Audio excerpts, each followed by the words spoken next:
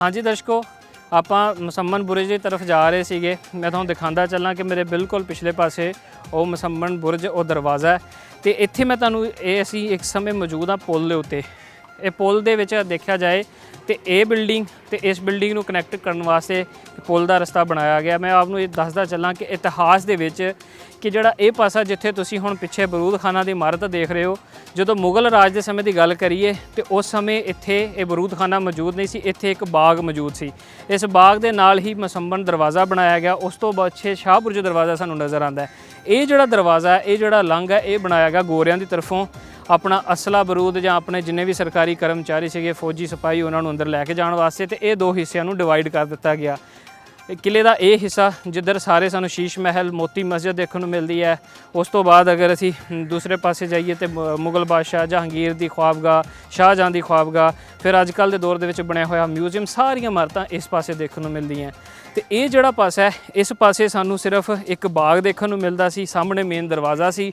ਉਸ ਤੋਂ ਬਾਅਦ ਇੱਕ ਮਸੰਮਨ ਬੁਰਜ ਤੇ ਅਗਲੇ ਪਾਸੇ ਉਹ ਸ਼ਾਹੀ ਜਿਹੜਾ ਕਿ ਮੁਗਲ ਬਾਦਸ਼ਾਹ ਉਹਨਾਂ ਦਾ ਕਿਚਨ ਦੇਖਣ ਨੂੰ ਮਿਲਦਾ ਸੀ, ਜਿਹੜਾ ਕਿ ਬਾਅਦ ਦੇ ਵਿੱਚ ਉਹਨੂੰ ਕਨਵਰਟ ਕਰਕੇ ਗੋਰਿਆਂ ਨੇ ਅਸਲਾ ਡਿਪੂ ਦੇ ਤੌਰ ਤੇ ਵੀ ਯੂਜ਼ ਕੀਤਾ। ਉਹਨਾਂ ਨੂੰ ਜੇਲ੍ਹ ਸੈੱਲ ਵੀ ਬਣਾਇਆ ਗਿਆ ਤੇ ਸਿੱਖ ਰਾਜ ਦੇ ਸਮੇਂ ਵੀ ਉਹਦੀ ਵਰਤੋਂ ਕਦੇ ਕਿਚਨ ਦੇ ਤੌਰ ਤੇ ਹੁੰਦੀ ਰਹੀ, ਕਦੇ ਲੋਕਾਂ ਨੂੰ ਉੱਥੇ ਡੱਕਣ ਵਾਸਤੇ ਜੇਲ੍ਹ ਸੈੱਲ ਦੇ ਤੌਰ ਤੇ ਇਸਤੇਮਾਲ ਹੁੰਦਾ ਰਿਹਾ। ਅਗਰ ਮੈਂ ਚੱਲੀਏ ਇਸ ਪਾਸੇ ਚੱਲੀਏ, ਦਿਖਾਵਾਂ ਤੁਹਾਨੂੰ ਸ਼ਾਹ ਬੁਰਜ ਦਰਵਾਜ਼ਾ ਵੀ ਜਿਹੜਾ ਨੇੜੇ ਤੋਂ ਦਿਖਾਣਾ ਹੈ, ਉਹਦੀ ਇਮਾਰਤ, ਉਹਦੀ ਕੰਸਟਰਕਸ਼ਨ ਕਿੰਨੇ ਖੂਬਸੂਰਤ ਢੰਗ ਨਾਲ ਕੀਤੀ ਗਈ। ਇਹ ਜਿਹੜਾ ਮਸੰਮਨ ਬੁਰਜ ਹੈ, ਇਹ ਬਿਲਕੁਲ ਆਲਮਗੀਰੀ ਦਰਵਾਜ਼ਾ, ਮੇਰੇ ਪਿੱਛੇ ਉਹ ਸਾਹਮਣੇ ਆਲਮਗੀਰੀ ਦਰਵਾਜ਼ਾ ਹੈ। ਆਲਮਗੀਰੀ ਦੇ ਦਰਵਾਜ਼ੇ ਦੇ ਲਾਗੇ ਹੀ ਇਸ ਪਾਸੇ ਜਿਵੇਂ ਕਿ ਬਾਗ ਹੁੰਦਾ ਸੀ, ਜਿੱਥੇ ਅਸਲਾ ਡਿਪੂ ਸੀਗਾ, ਬਰੂਦ ਖਾਨਾ ਸੀ, ਇਹਦੀ ਜਗ੍ਹਾ ਤੇ ਬਾਗ ਹੁੰਦਾ ਸੀ। ਸੋ ਇਸੇ ਨਾਲ ਹੀ ਜਿਹੜਾ ਲੰਘ ਹੈ, ਇਹ ਅੱਗੇ ਲੰਘ ਕੇ ਆਪਾਂ ਬਾਵਰਚੀ ਖਾਨਾ ਤੇ ਬਾਵਰਚੀ ਖਾਨੇ ਤੋਂ ਹੁੰਦੇ ਹੋਏ ਆਪਾਂ ਕਿਲੇ ਦੇ ਦੂਸਰੇ ਹਿੱਸਿਆਂ ਦੀ ਤਰਫ ਜਾਂਦੇ ਸੀ। ਔਰ ਇਹ ਜਿਵੇਂ ਕਿ ਦੱਸਿਆ ਕਿ ਇਹ ਹਿੱਸਾ ਵੀ ਕਨੈਕਟਡ ਸੀ, ਇਹਦੇ ਵਿੱਚ ਜਿਹੜਾ ਰਸਤਾ ਹੈ ਉਹ ਬਾਅਦ ਦੇ ਵਿੱਚ ਬਣਿਆ। ਸੋ ਅਸੀਂ ਇਸ ਬਾਗ ਤੋਂ ਲੰਘਦੇ ਹੋਏ ਦੂਸਰੇ ਪਾਸੇ ਵੀ ਮੂਵ ਕਰ ਸਕਦੇ ਸੀ।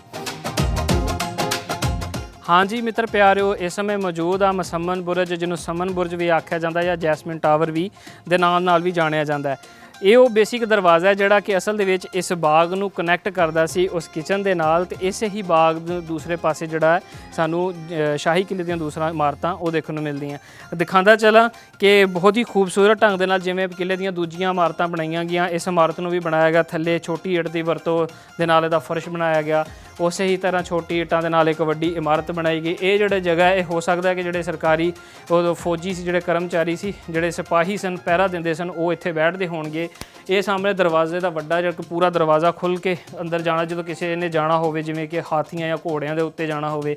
ਉਸ ਤੋਂ ਇਲਾਵਾ ਜੇਕਰ ਵੈਸੇ ਹੀ ਲੰਘਣਾ ਹੋਵੇ ਤੇ ਇਹ ਛੋਟਾ ਦਰਵਾਜ਼ਾ, ਇਹ ਬਾਅਦ ਦੇ ਵਿੱਚ ਰਿਸਟੋਰ ਕੀਤਾ ਗਿਆ ਇਹਨੂੰ ਦੁਬਾਰਾ, ਕਿਉਂਕਿ ਇਹਦੀ ਹਾਲਤ ਵੀ ਬਹੁਤ ਖ਼ਰਾਬ ਹੋ ਗਈ ਸੀ।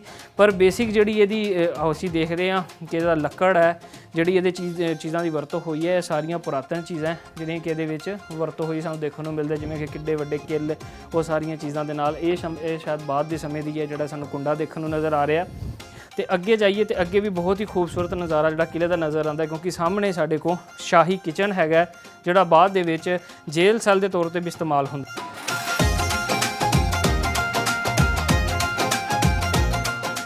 ਹਾਂਜੀ ਦਰਸ਼ਕੋ, ਮਸੰਮਨ ਬੁਰਜ ਦੇ ਦਰਵਾਜ਼ੇ ਦੇ ਵਿੱਚੋਂ ਲੰਘ ਕੇ ਮੈਂ ਆ ਰਿਹਾ ਕਿ ਦੇਖੋ ਇੱਥੋਂ ਲੰਘਣਾ ਥੋੜ੍ਹਾ ਜ਼ਿਆਦਾ ਹੀ ਔਖਾ ਸੀ ਕਿਉਂਕਿ ਉੱਚਾ ਹੈ। ਤੇ ਜਿਵੇਂ ਹੀ ਅਸੀਂ ਇਸ ਦਰਵਾਜ਼ੇ ਤੋਂ ਲੰਘਦੇ ਹਾਂ ਤੇ ਇਸ ਪਾਸੇ ਸਾਨੂੰ ਸ਼ਾਹੀ ਕਿਚਨ ਦੇਖਣ ਨੂੰ ਮਿਲਦਾ ਹੈ। ਤੇ ਜੇਕਰ ਅਸੀਂ ਇਸ ਪਾਸੇ ਆਈਏ ਤੇ ਸ਼ਾਹਜਹਾਂ ਦਾ ਹੀ ਪੁੱਤਰ, ਕਿਉਂਕਿ ਜਿਹੜਾ ਮਸੰਮਨ ਬੁਰਜ ਹੈ ਬੇਸਿਕਲੀ ਸ਼ਾਹਜਹਾਂ ਬਾਦਸ਼ਾਹ ਨੇ ਬਣਾਇਆ ਸੀ ਤੇ ਉਹਦਾ ਜਿਹੜਾ ਪੁੱਤਰ ਸੀ ਔਰੰਗਜ਼ੇਬ ਆਲਮਗੀਰ, ਉਹਦੇ ਨਾਂ ਤੇ ਇਹ ਦਰਵਾਜ਼ਾ ਕਿ ਜਿਹੜਾ ਕਿ ਇਹ ਦਰਵਾਜ਼ਾ ਅੱਜ ਕਿਲੇ ਦੀ ਪਹਿਚਾਣ ਹੈ। ਕਿਉਂਕਿ ਔਰੰਗਜ਼ੇਬ ਆਲਮਗੀਰ ਦੀ ਸਾਨੂੰ ਜ਼ਿਆਦਾਤਰ ਕੰਸਟਰਕਸ਼ਨ ਇਸ ਕਿਲੇ ਦੇ ਵਿੱਚ ਦੇਖਣ ਨੂੰ ਨਹੀਂ ਮਿਲਦੀ। ਸੋ ਜਦੋਂ ਉਹਦੇ ਜਿਹੜੇ ਸਿਪਾਹੀ ਸੀ ਜਾਂ ਜਿਹੜੇ ਉਹਦੇ ਮਸ਼ੀਰ ਸੀ, ਉਹਨਾਂ ਨੂੰ ਦੱਸਿਆ ਕਿ ਤੁਹਾਡੀ ਕੋਈ ਖਾਸ ਕੰਸਟਰਕਸ਼ਨ ਸਾਨੂੰ ਇਸ ਕਿਲੇ 'ਚ ਦੇਖਣ ਨੂੰ ਨਹੀਂ ਮਿਲਦੀ, ਤੇ ਉਹਨੇ ਇੱਕ ਬਹੁਤ ਵੱਡਾ ਦਰਵਾਜ਼ਾ ਆਪਣੇ ਨਾਂ 'ਤੇ ਬਣਵਾ ਦਿੱਤਾ ਤਾਂ ਕਿ ਕਿਲੇ ਦੀ ਪਹਿਚਾਣ ਹੀ ਉਹਦੇ ਨਾਂ ਤੋਂ ਹੋਵੇ। ਸੋ ਅੱਜ ਜਦੋਂ ਵੀ ਕਿਲੇ ਦਾ ਨਾਂ ਲਿਆ ਜਾਂਦਾ ਹੈ ਤੇ ਉਸ ਕਿਲੇ ਦਾ ਦਰਵਾਜ਼ਾ ਜਿਹੜਾ ਔਰੰਗਜ਼ੇਬ ਆਲਮਗੀਰ ਨੇ ਬਣਾਇਆ ਸੀ ਉਹੀ ਇਸਟੈਬਲਿਸ਼ ਕੀਤਾ ਜਾਂਦਾ ਹੈ।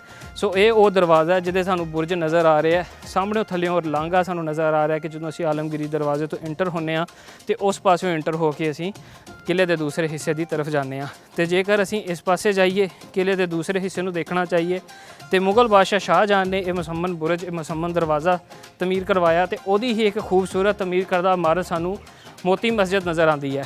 ਜਿਵੇਂ ਕਿ ਤੁਸੀਂ ਜਾਣਦੇ ਹੋ ਕਿ ਸ਼ਾਹਜਹਾਂ ਚਿੱਟੇ ਪੱਥਰ ਦੇ ਨਾਲ ਕੰਸਟਰਕਸ਼ਨ ਕਰਵਾਉਂਦਾ ਸੀ। ਸੋ ਮੋਤੀ ਮਸਜਿਦ ਦੇ ਜਿਹੜੇ ਮੋਤੀਆਂ ਦੀ ਤਰ੍ਹਾਂ ਦੇ ਗੁੰਬਦ ਹੈ ਉਹ ਵੀ ਸਾਨੂੰ ਚਿੱਟੇ ਰੰਗ 'ਚ ਦੇਖਣ ਨੂੰ ਮਿਲਦੇ ਆ। ਤੇ ਜੇ ਇਸ ਪਾਸੇ ਜਾਈਏ ਤੇ ਸਾਹਮਣੇ ਉਹ ਜਿਹੜਾ ਅਕਬਰੀ ਮਹਿਲ ਨਜ਼ਰ ਆਉਂਦਾ ਹੈ। ਉਸ ਤੋਂ ਇਲਾਵਾ ਦੀਵਾਨੇ ਆਮ ਸਾਰੀਆਂ ਬਿਲਡਿੰਗਸ ਜਿਹੜੀਆਂ ਕਿ ਮੁਗਲ ਬਾਦਸ਼ਾਹ ਅਕਬਰ, ਸ਼ਾਹਜਹਾਂ, ਫਿਰ ਜਿਹੜਾ ਕਿ ਜਹਾਂਗੀਰ, ਉਹਦੀ ਸਾਰੀ ਕੰਸਟਰਕਸ਼ਨ ਸਾਨੂੰ ਇਸ ਪਾਸੇ ਦੇਖਣ ਨੂੰ ਮਿਲਦੀ ਆ ਪੂਰੇ ਕਿਲੇ ਦੇ ਅੰਦਰ। ਔਰ ਮੈਂ ਤੁਹਾਨੂੰ ਇੱਕ ਗੱਲ ਦੱਸਦਾ ਚੱਲਾਂ ਕਿ ਜਿਹੜੀ ਹਾਲਤ ਦੇ ਵਿੱਚ ਇਹ ਸਾਰੀਆਂ ਚੀਜ਼ਾਂ ਜਿਹੜੀਆਂ ਮੈਂ ਤੁਹਾਨੂੰ ਹੁਣ ਦਿਖਾਈਆਂ, ਹੁਣ ਤੁਸੀਂ ਦੇਖ ਰਹੇ ਹੋ ਇਹ ਮੁਗਲ ਬਾਦਸ਼ਾਹ ਦੇ ਸਮੇਂ ਘੱਟ ਇਸ ਹਾਲਤ ਦੇ ਵਿੱਚ ਸਨ। ਇਹ ਜ਼ਿਆਦਾਤਰ ਜਿਹੜੀ ਇਹਦੀ ਹਾਲਤ ਤਬਦੀਲ ਕੀਤੀ ਹੈ ਉਹ ਗੋਰਾ ਸਰਕਾਰ ਜਿਵੇਂ ਹੀ ਬ੍ਰਿਟਿਸ਼ ਆਏ ਉਹਨਾਂ ਦੀ ਕਾਫੀ ਹਾਲਤ ਨੂੰ ਬਦਲ ਦਿੱਤਾ।